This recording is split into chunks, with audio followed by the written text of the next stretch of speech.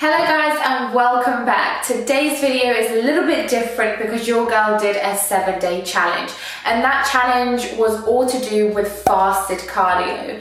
I wanted to give it a go. I didn't want to just write it off completely and give fasted cardio a good old try to see kind of what happened to me and whether or not I truly enjoyed it or I'll just remain a cardio no girl for the rest of my life. But before we get into this video, make sure you give it a thumbs up or a thumbs down, however you're feeling, and hit that bell notification on. Right, let's get into this video.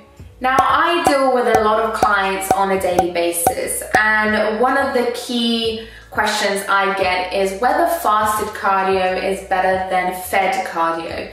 Now, honestly, if I'm being completely and truly honest, I'm going to keep this video simple, understandable, and easy to digest. And what I mean by that is I'm not going to throw a bunch of studies your way. Although I've done so much research on this, I'm going to link Jeff Nippard's video in the description box. I absolutely adore Jeff's work. He puts so much effort into his work, so much research. So if you want a more science-based approach on fasted cardio, be sure to look at that video and be sure to also give him some support. Now, when it comes to any type of fat loss, one thing you must remember is nutrition is key. You need to be in a caloric deficit, and essentially that means your output should be greater than your input, so you're constantly on a deficit. Nutrition is key, so if you're constantly in a surplus and expecting to lose weight, trim down, cut, whatever you want to call it, it's just not going to suffice. So you really need to be watching kind of what you're eating and your input into your body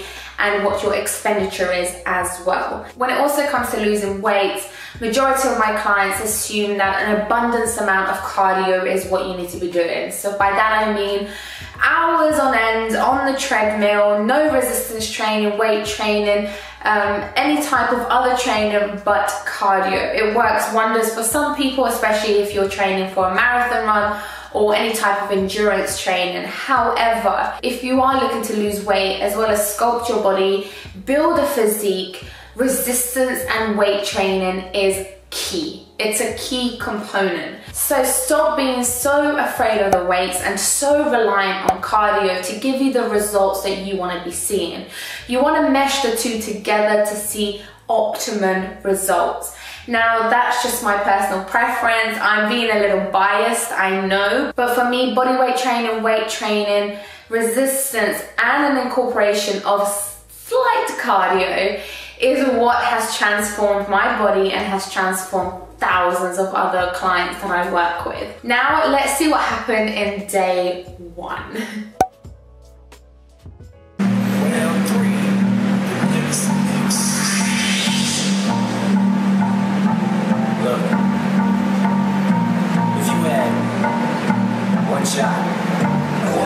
Nearly done. 4 minutes left.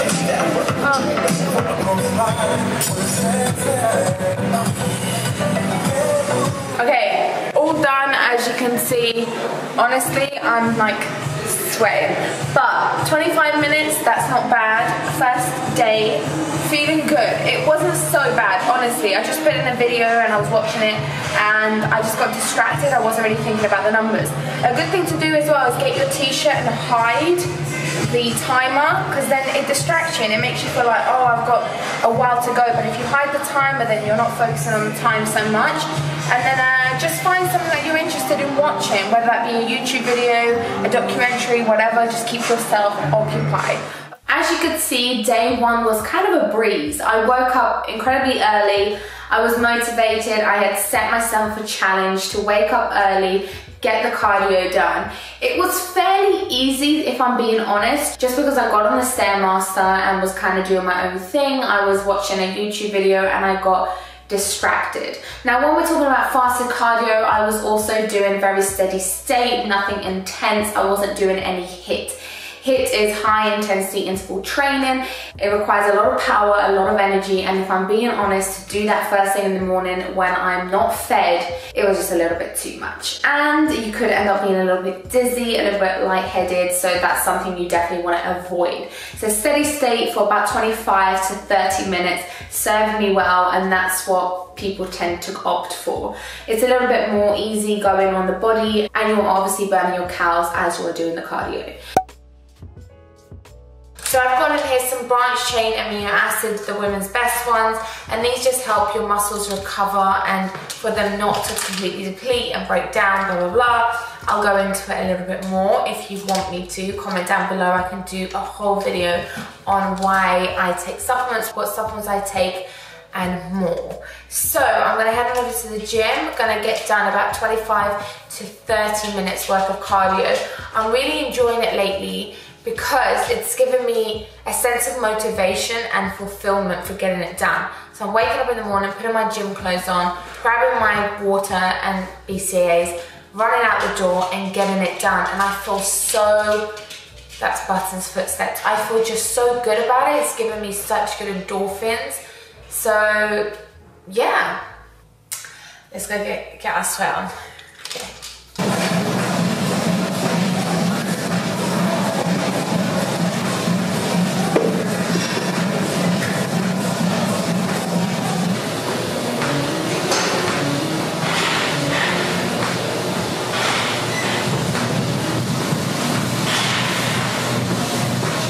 Now, when we got to day 2, I switched it up. As you guys saw, I went on the treadmill. The reason being my knees were hurting a little bit on the Stairmaster, especially because I'm currently on Roaccutane, and Roaccutane is for acne-prone skin.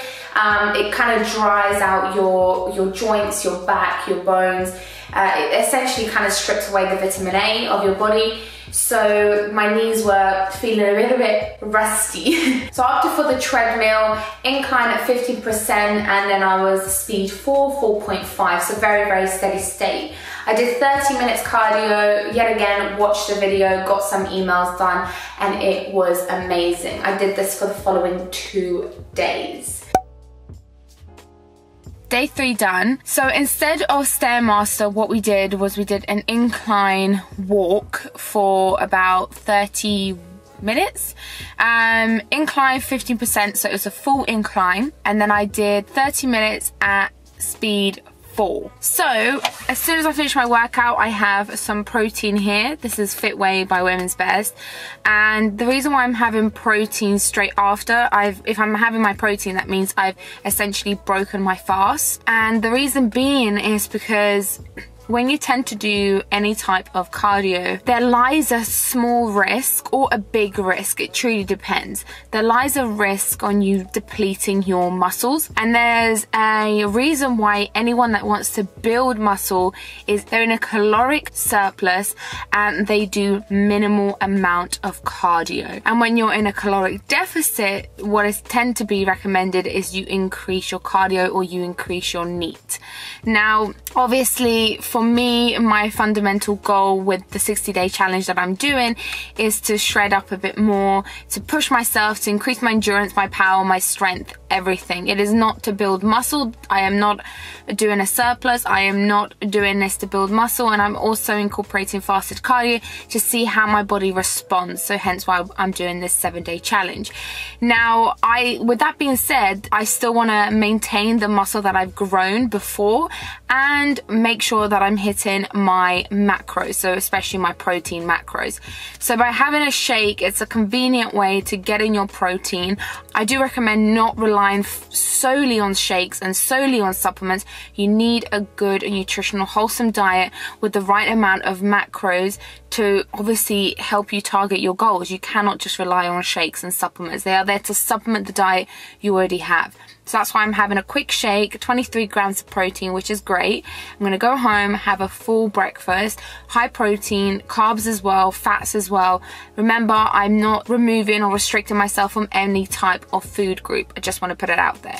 So shake to help my muscles not deplete, to help my muscles maintain. So, okay.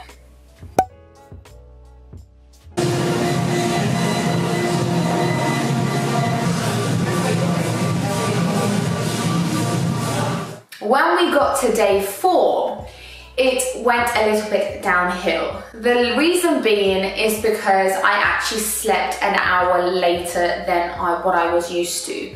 So that means by sleeping an hour later, I struggled to wake up the usual time of 7 o'clock. So I woke up a little bit later, meaning my cardio session was delayed, meaning me getting fed was delayed. As you know, the first meal of the day people refer to as breakfast, but it stands for you breaking your fast. So me breaking my fast was then prolonged because I went to the gym a little bit later than usual. And that meant doing that cardio on day 4 was much more tricky than I thought it would be, because my mind was more occupied in actually feeding myself than doing this cardio. But you know.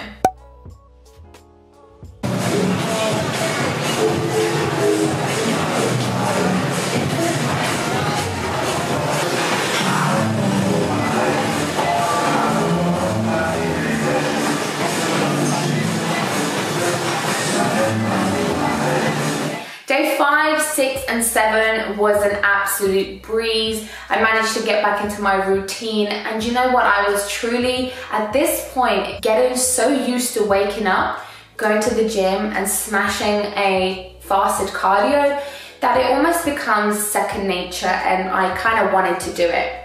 Now, I tried fasted cardio because 1, I wanted to see what the hype was about really. 2, I wanted to see if I was able to do it. 3, whether I would actually enjoy it. And 4, I didn't want to write it off. A lot of people have very strong opinions when it comes to training. Some really do not promote any type of fasted training, and others think that fasted cardio is the best approach when it comes to fat loss. But when you actually sit down and read what true studies say and read what professional academics say, it seems like 2 decades ago, fasted cardio was the best type of cardio you could opt for to burn fat. But if you look at studies now, it actually says that it actually doesn't matter whether you're fasted or fed. It's truly down to preference, and either way, you are going to burn some sort of fat. In my personal opinion, I have always been such an advocate for avoiding any type of training fasted. I still am an advocate when it comes to weight training and fasted. I strongly believe that you need to have some sort of fuel in your system in order to train properly and to train sufficiently. And especially if you're doing a heavy leg day, let's say, and you haven't fed your body for a very long time, you might get a little bit dizzy, a little bit sick. So you definitely want to avoid that. However, when it comes to fasted cardio, I found myself thoroughly enjoying it. It didn't feel strenuous, it didn't feel grueling, and it was definitely very energizing, I would say, because I got something done in the morning, I felt proud of myself, and it avoided me from doing cardio later on in the evening after my weight sessions. Now, with that being said, if you are doubling up on your training sessions, for example, doing fasted cardio in the morning and then weights in the evening, it could be a little bit too much. So I would strongly recommend, if you're someone who works a 9 to 5 and then it comes to 5 p.m. and you're incredibly exhausted, tired, and the last thing you want to be doing is cardio, get it done in the morning. If you incorporate fasted cardio maybe 3 times a week, it's such a great way to just get your cardio done, burn some extra calories, and feel proud of yourself. However, if you're someone who does not like even the idea, the concept of cardio, and let alone doing it for half an hour on a treadmill, which was me, HIIT is a great alternative. High intensity interval training is what I've been doing for the past 4 years of my life. I do it right after a resistance and weight training session. I have this mass amount of endorphins running through my system. You're using so much power, so much energy, and also it's effective, it's quick, and you're burning quite a lot of calories. So there's alternatives for everyone. You don't have to do LISS and you don't have to do HIIT. It's completely down to preference. Either one is just as amazing. I hope you liked watching this video, and I didn't want to just write off something because, you know, society tells you otherwise. Give something a go, see whether it fits your schedule, your routine, or whether you truly enjoy it. Will I continue to do fasted cardio? Is that the question? Yes, I will. I want to continue to do it maybe 2 to 3 times a week, just because truly it makes me feel super energized. Will I continue to do HIIT? Maybe. But you know what? You live and you learn, you grow and you evolve, and your preferences change. So, give it a go. Anyway, make sure that you are subscribed to this channel and following your girl on Instagram. Comment down below what you thought of this video and if you want me to do another 7-day challenge. Be sure to check Jeff Nippard's video out. The guy works overtime on his content. He literally is one of the very few people that I truly enjoy watching on YouTube. Him and Stephanie Buttermore. So yeah, make sure you check both of them out. I love you always and forever. Bye. And also be sure to stay tuned for episode 5 of my 60-day challenge.